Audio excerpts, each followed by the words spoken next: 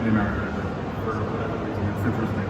But I do see a lot of little cars in London, for example. I've seen quite a few, not this in particular, but other brands and other cars. Yeah.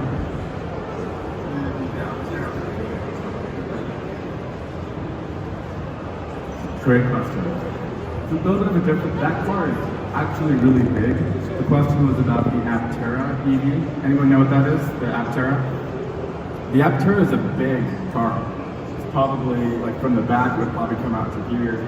And the wheels, the way they're flared, come out quite a ways. So it's interestingly, but kind of on the larger side. But what's cool is it has solar panels that can charge by itself, and it's ultra efficient. Even at 70 miles an hour, it does almost 10 miles per kilowatt hour. And that comes from all that body shaping and stuff. They're progressing pretty well. I live in San Diego. Their factory is in Carlsbad, about 50 miles away. And I think they're on track. Generally, they've gone through the prototypes and they're nearing the final production models, and it should be, on the horizon. It is a hard thing. The car is entirely, has a carbon fiber tub and all kinds of really high-end manufacturing challenges.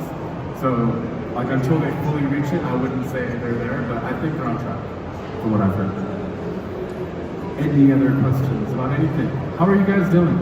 How's the show going so far?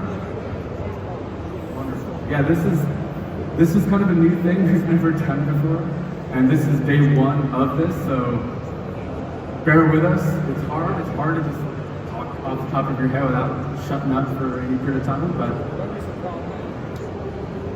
great question. The question was, where was the car made? So this is a Spanish car. I believe they manufacture it in Barcelona. I like these questions that I have the answers to. Feel so smart. The next one I don't know the answer to, I'm sure. But anyways, yeah,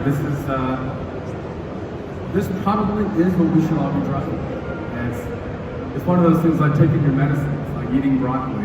You know it's the right thing to do, but it's kind of one of those things that it takes some time to come to terms with. Right? It's not always easy, and it might not be the perfect car if you're a one-car family as well. But if this was for somebody living in London who deals with the traffic of everyday congestion, that makes a lot of sense. Now Ed is going to talk about the car. I don't know what we can.